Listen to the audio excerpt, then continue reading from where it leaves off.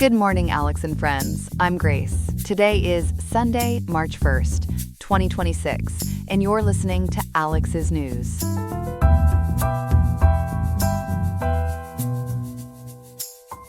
The high in Riverside today is 86 degrees, with a low of 62, so expect a warm and pleasant start to the week ahead. Coming up on the show, we'll examine a mysterious summit that might give Trump a strong hold on the 2026 midterm elections, and uncover why many insured Californians are skipping medical care despite the coverage they have. Plus, other key stories on national politics, health trends, and more. All this and more coming up on Alex's News. Stay tuned.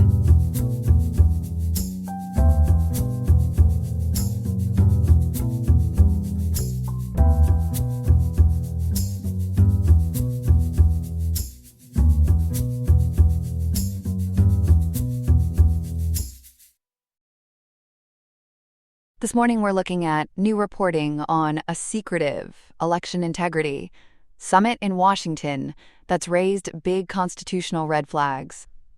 Reporter Ethan Morales has been digging into ProPublica's investigation, which was republished by Yahoo News. Ethan, in simple terms, what did they uncover?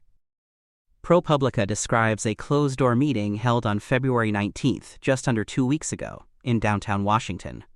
At the center was Michael Flynn, Donald Trump's former national security advisor, bringing together about 30 people tied to election denial efforts.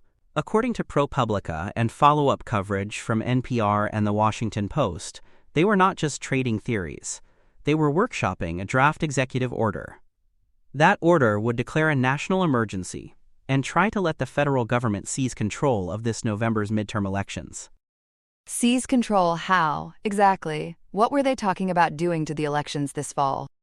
The draft order, which Democracy Docket says it has published in full, would try to nationalize elections that are normally run by the states. It would ban almost all mail-in voting across the country, wipe out the use of voting machines, and force a crash shift to hand-marked, hand-counted paper ballots for the 2026 midterms.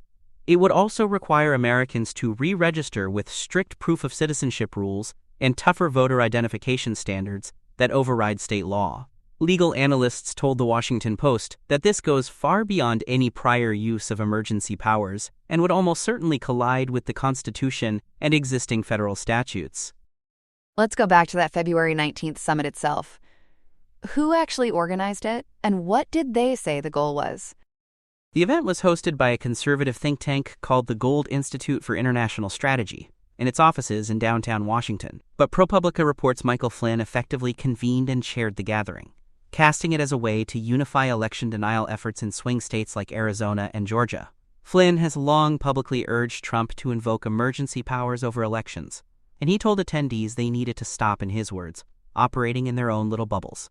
The Gold Institute's own website, reviewed by ProPublica, later advertised the day as an election integrity summit, with Flynn as chairman and leaders from the Election Integrity Roundtable presenting. And were these just outside activists, or did current federal officials take part too? That's one of the most explosive pieces of this. According to ProPublica, Yahoo News, and confirmations from the agencies themselves, several current Trump administration officials responsible for election security and litigation were in the room. Kurt Olson, a White House lawyer long involved in efforts to overturn the 2020 results, attended and was seen as a key legal conduit to Trump. So did Heather Honey, a senior Homeland Security official overseeing election integrity, and Clay Parrick, a special government employee at the Office of the Director of National Intelligence. There was also Mac Warner, a Justice Department lawyer on election cases, Marcy McCarthy from the Federal Cyber Defense Agency that protects voting systems, and Carrie Lake, now a senior advisor at the U.S. Agency for Global Media. That sounds like a lot of people whose day jobs touch the machinery of voting. How are ethics experts looking at that overlap? ProPublica's broader Inside Voting in America series argues we are seeing election deniers move from the outside into key government posts. They obtained emails showing, for instance, that soon after joining Homeland Security, Heather Honey briefed her old allies in Cleta Mitchell's Election Integrity Network on internal election integrity work at the department, something ethics lawyers say prior administrations probably would have blocked. Brendan Fisher from the Campaign Legal Center told ProPublica This kind of coordination suggests guardrails meant to prevent former clients and ideological allies from getting special access or breaking down. His warning was that embedding partisan election skeptics inside the system creates, in his words, a substantial risk the administration is laying groundwork to improperly reshape elections. You mentioned Cleta Mitchell. Who else from the election denial world was around that table with Flynn and these officials? This was essentially a who's who of the election denial ecosystem. Besides Mitchell, who runs the Election Integrity Network and has been central to challenging voter rolls and mail voting, there was former Overstock Chief Executive Patrick Byrne, a major funder of attempts to overturn the 2020 election. ProPublica reports Byrne left the summit convinced only a national emergency could, as he put it, fix American elections. There was also Will Huff, a campaign manager in Arkansas who opposes voting machines, and Florida lawyer Peter Tickton, whom the Washington Post and Democracy docket identify as a principal drafter of the 17-page executive order discussed at the meeting. Inside that room, did they all agree on this emergency approach? Or was there debate about how far to go? There was a real strategic debate, according to activists interviewed by ProPublica. Some favored an incremental path, pushing stricter voter identification rules, targeted rule changes at state legislatures, and aggressive voter roll challenges. Others argued for the sweeping emergency option, where Trump would declare a national emergency, cite alleged foreign interference, and assert federal control over core election mechanics. People like Patrick Byrne and Will Huff told ProPublica the consensus by the end of the day was that, quote, it's got to be a national emergency, end quote, and they expected Kurt Olsen and other officials to carry that message back to the White House. Let's talk about the legal side. How would Trump's allies even claim the president has power to do all this? The draft order leans heavily on two emergency statutes, the National Emergencies Act and the International Emergency Economic Powers Act, or IEEPA.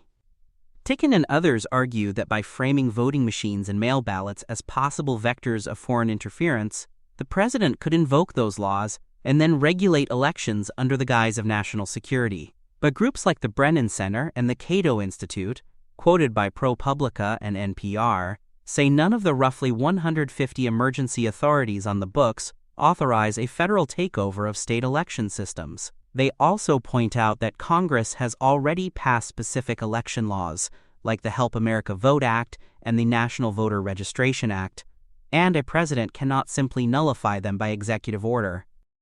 And what do constitutional scholars say about a president trying to nationalize elections this way? Across the ideological spectrum, legal experts have been unusually blunt. The Elections Clause in Article 1 gives state legislatures, and secondarily Congress, the power to set the times, places, and manner of federal elections, not the president. The 10th Amendment reinforces that election administration is a core state function, and the Take Care Clause requires a president to faithfully execute existing election laws rather than override them.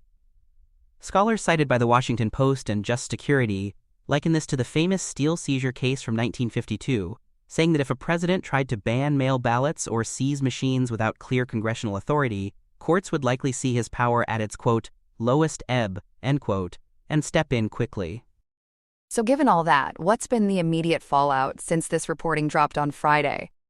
The most concrete consequence so far is at the Justice Department, where Mac Warner resigned the day after the summit. DOJ confirmed to ProPublica and Bloomberg Law that he had not obtained the required ethics clearance to attend, and emphasized the department's commitment to free, fair, and transparent elections. Other agencies, like Homeland Security and the Director of National Intelligence, have tried to distance themselves, saying people like Clay Perrick were there in a personal capacity or declining detailed comment. Outside government, groups such as the States United Democracy Center and Lawyers Defending American Democracy say they are filing new ethics complaints and pushing for possible disbarment of Kurt Olsen over his role in planning to nationalize elections. How are lawmakers and state election officials responding, especially with the midterms just 8 months away? On Capitol Hill, House Democrats, including Jamie Raskin and Benny Thompson, have called the summit a blueprint for a coup and urged aggressive oversight.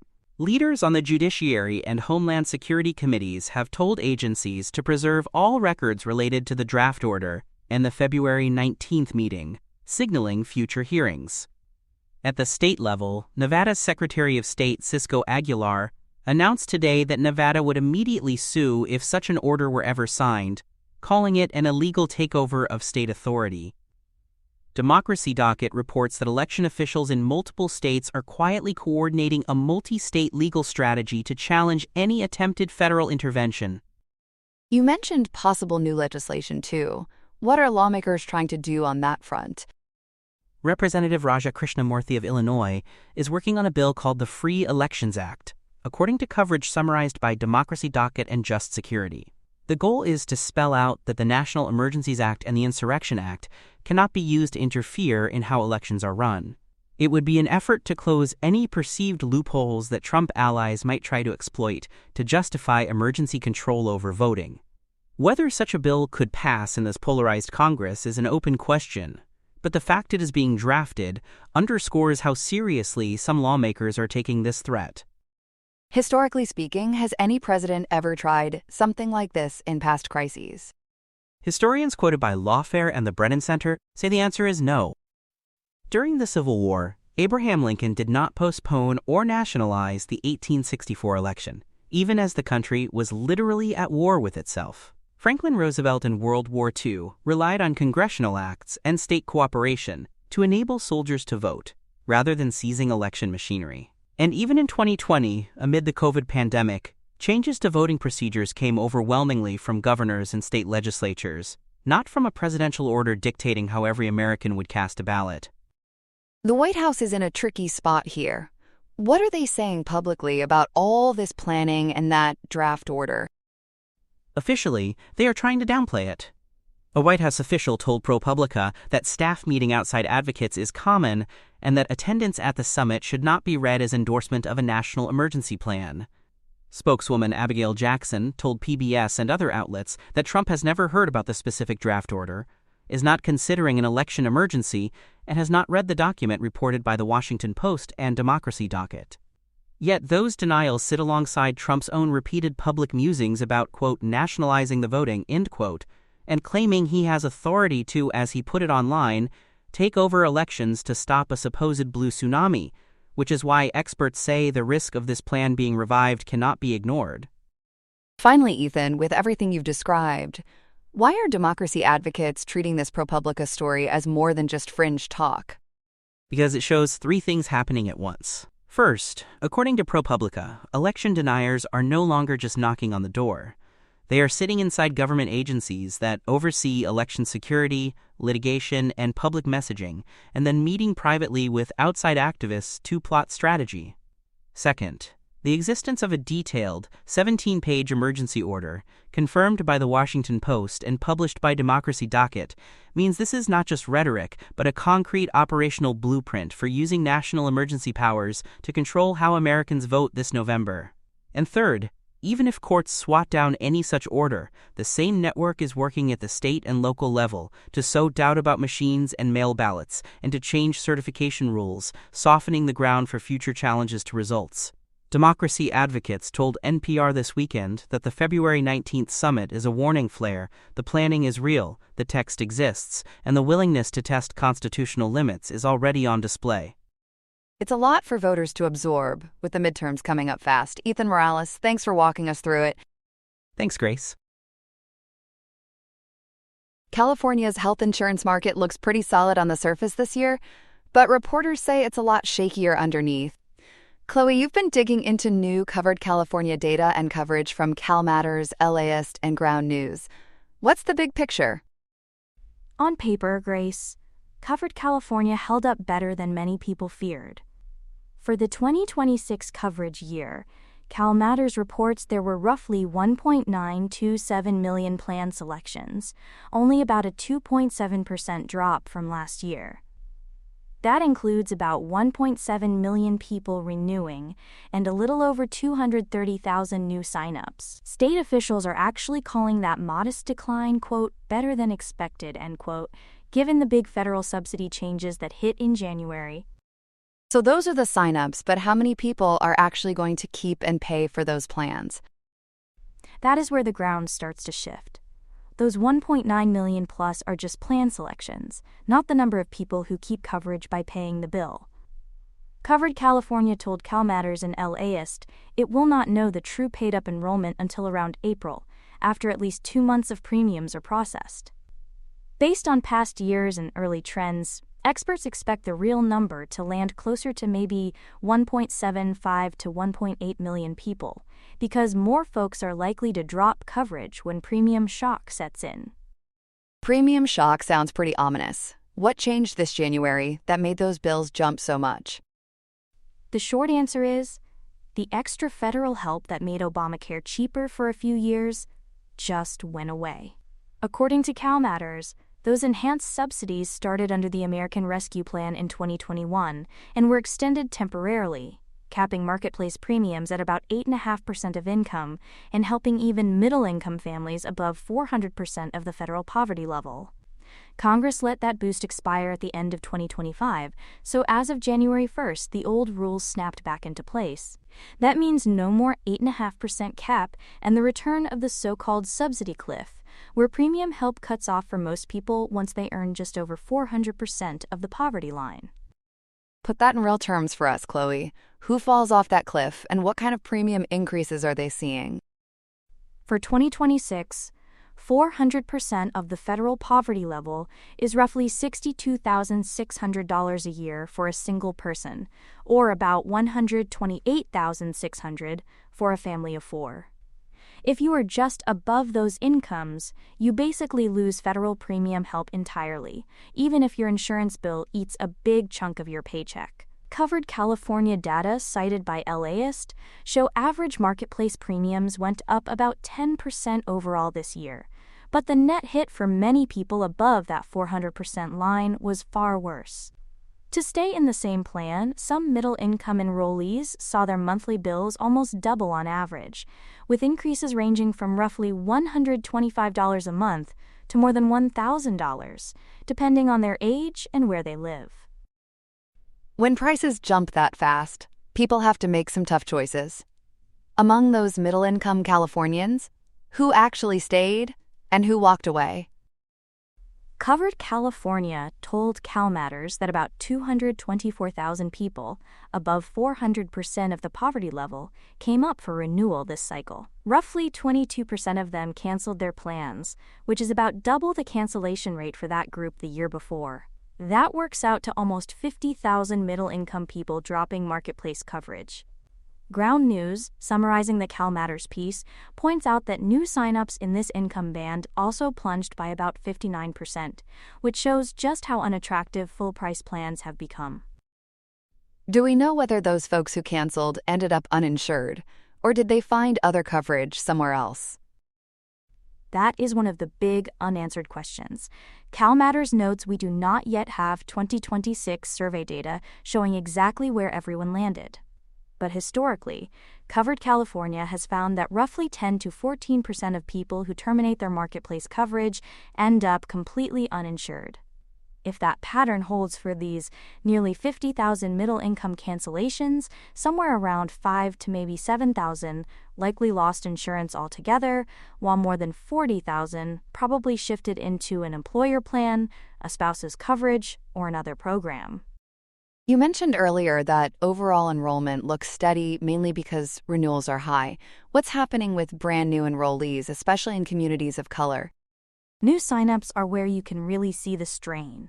Reporting that draws on Covered California's open enrollment report shows overall new enrollment fell by about 32% compared with last year.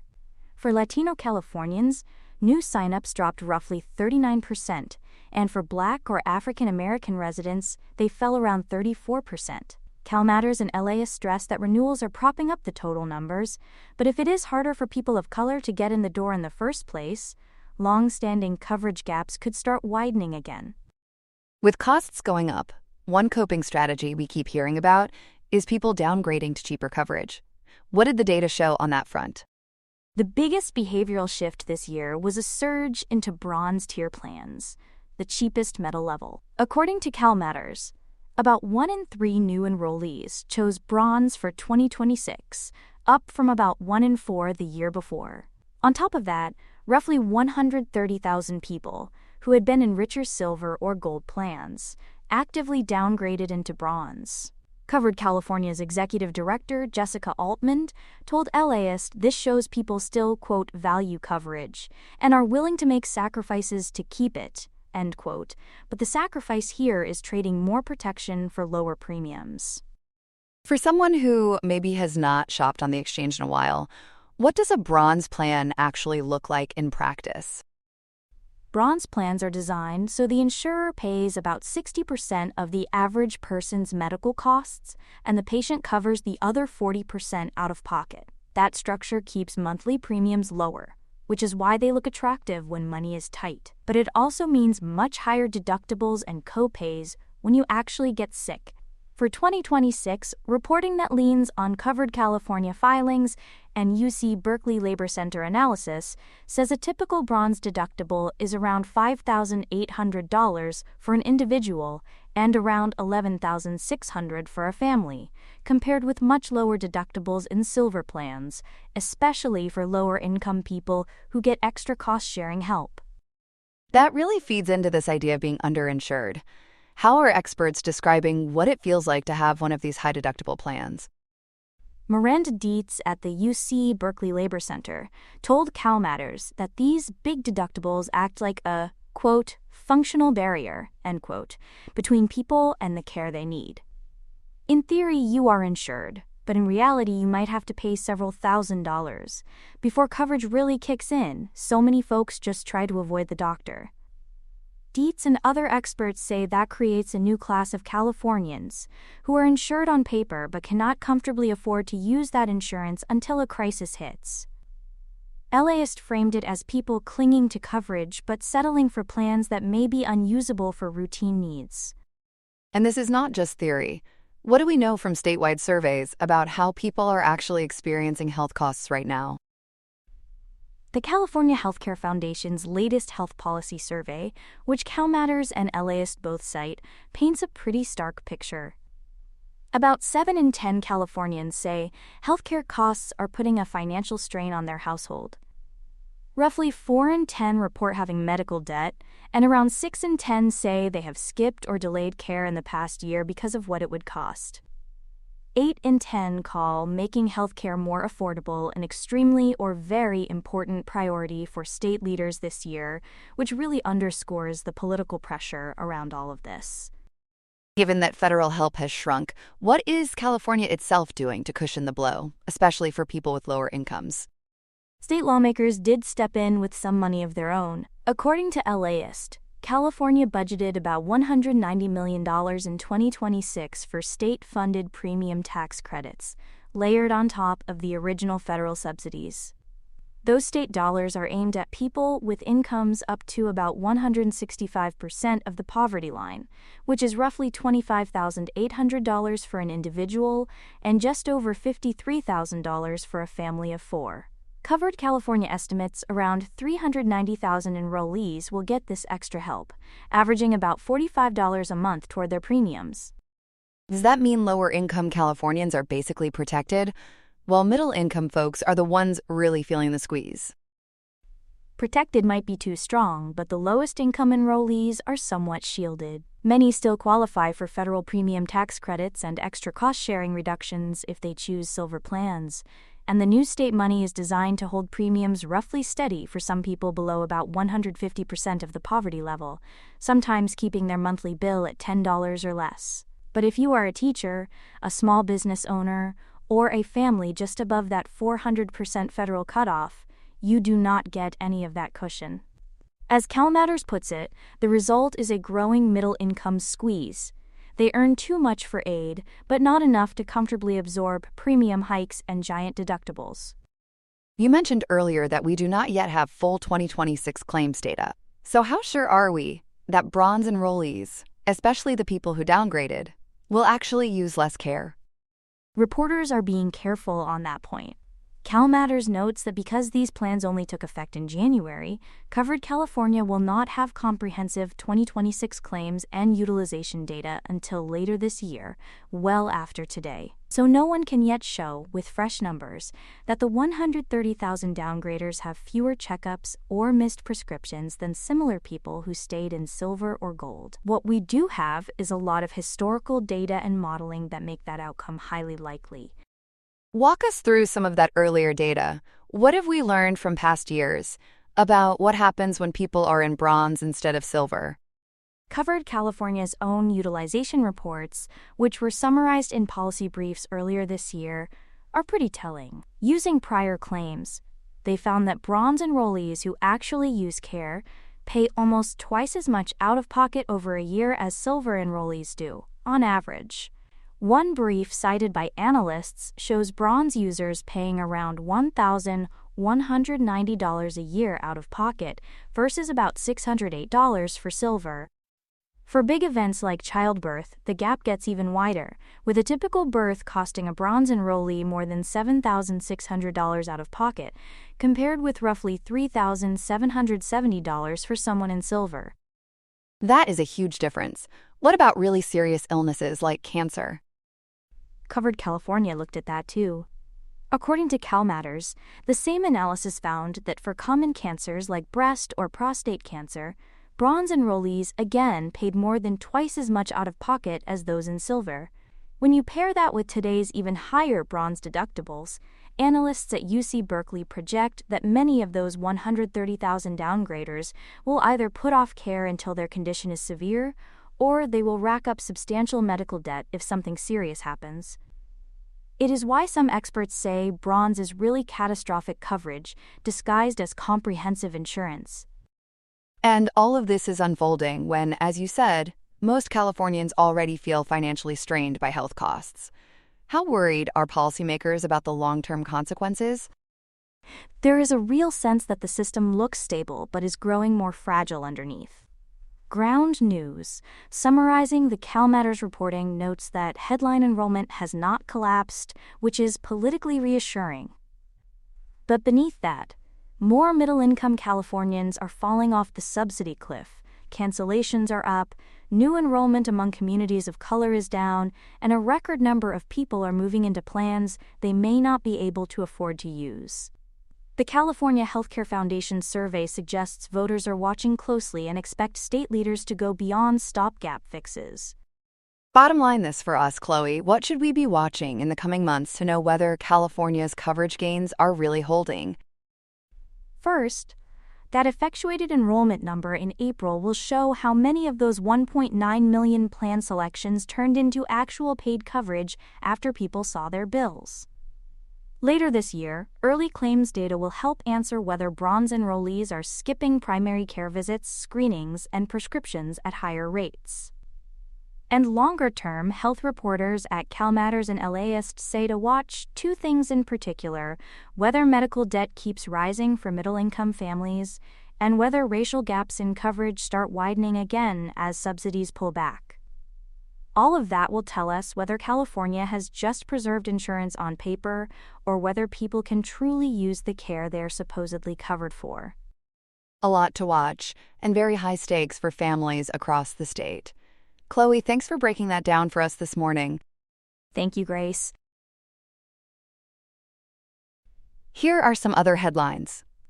An analysis of budget blueprints in more than 25 states finds that new Medicaid work mandates from President Trump are working over state ledgers as much as workers, with projected costs topping $1 billion for technology fixes and extra staff, according to the Associated Press. Washington is rolling out the first half of a $200 million aid package, but Arizona pegs its tab at roughly $65 million and Colorado at about $51 million. The Congressional Budget Office expects nearly $388 billion in federal savings over a decade, but estimates 6 million people could lose coverage as states race toward a January 1, 2027 deadline and places like Nebraska eye enforcement as soon as May 2026. CMS has cut deals with big vendors such as Deloitte and Gainwell for discounted upgrades, hoping to keep paperwork churn from turning safety nets into red tape traps. At the South Texas Family Residential Center in Dilley, Texas, families in U.S. immigration custody describe conditions that sound less like a refuge and more like a rough edge, in reports from the Associated Press and ProPublica. Detainees allege worms and mold in their food and say children's psychiatric medications and infants' initial treatments have been delayed or denied, including an 18-month-old girl who was later hospitalized with pneumonia after repeatedly receiving only fever reducers. Immigration and Customs Enforcement Director Todd M. Lyons and the Department of Homeland Security reject the allegations, calling the facility safe, but advocacy groups, such as Children's Rights, say hundreds of children are now held well beyond the 20-day legal limit, with some surpassing 100 days. After the Trump administration reopened and expanded family detention in 2025, legal monitors warn that gutted oversight has coincided with rising self-harm among teens and a nationwide detention population topping 70,000 people, fueling lawsuits and calls for congressional investigations of private contractors.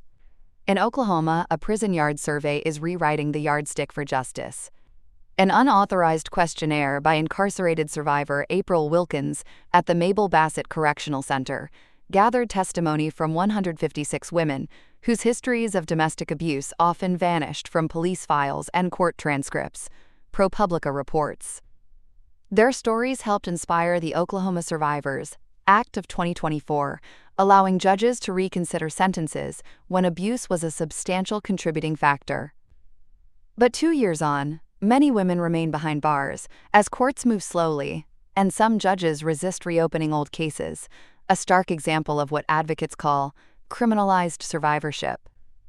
Groups such as the Oklahoma Appleseed Center for Law and Justice now watch to see whether the promise of relief will be a legal lifeline or another case of justice delayed becoming justice denied. On Capitol Hill, there is pharma drama with a national security twist. Senators Rick Scott and Kirsten Gillibrand have warned Defense Secretary Pete Hegseth that the Pentagon's heavy reliance on foreign-made generic drugs, especially from China and India, poses what they call an existential risk to military readiness, according to ProPublica and Senate records. They are demanding a detailed briefing on drug inventories and exposure to overseas factories that have faced Food and Drug Administration safety bans, noting that regulators have previously allowed more than 150 medicines from such plants into the United States to avoid shortages. With millions of service members and veterans depending on these prescriptions, lawmakers worry that substandard pills could mean ill forces instead of armed forces. The fiscal year 2026 Defense Authorization Law already requires the Pentagon to map its pharmaceutical supply chain and examine potential labor abuses in regions such as Xinjiang, underscoring a bipartisan push to bring more medicine manufacturing back home. And in Algeria, the breaking news is about the breaking of the fast. As Ramadan meals begin each evening, many households are finding that prices, not spirits, are what is lifting. The Associated Press reports that onion prices have doubled in just 48 hours, and green beans have climbed to about 550 dinars per kilogram, prompting President Abdelmajid Tebboun's government to authorize emergency imports of roughly 144,000 sheep and 46,000 cattle, and to open about 560 markets for subsidized goods. Even with a higher minimum wage of 24,000 dinars, so-called mercy restaurants that once served mainly the homeless are now filling with middle-class families feeling the pinch at the pantry. Officials insist supplies are ample, but critics argue that repeated short-term fixes expose deeper flaws in agricultural logistics and distribution. With memories of the 2019 Iraq protest movement still fresh and oil and gas revenues still high, sustained food inflation could turn the politics of bread into the bread-and-butter issue of social stability, as Algeria relaxes long-standing import bans to keep dinner tables from going bare. That's all we have for now. Today's episode was made by Alexander King with GPT 5.1, Gemini Pro 3, Gemini Flash 3, and Google Cloud Text-to-Speech. I hope you have a great day. I'll see you tomorrow, Alex.